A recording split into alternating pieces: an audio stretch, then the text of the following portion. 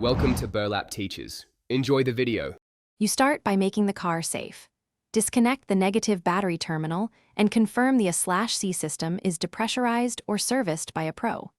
Next, remove the glove box and lower dash trim panels to expose the HVAC housing. Keeping bolts and clips labeled saves time.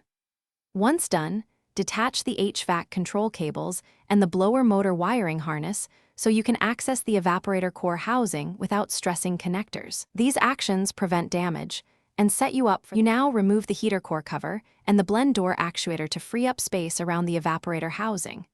Unbolt the housing halves. There are multiple screws and clips, so use a magnetic tray and photograph the layout for reassembly.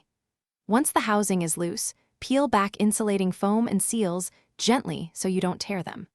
Then, carefully slide the evaporator core out in the same orientation it sat. This prevents bending the fins and avoids disturbing heater core connections. You finish by disconnecting the expansion valve lines and capping service ports to keep debris out, then remove the evaporator fully.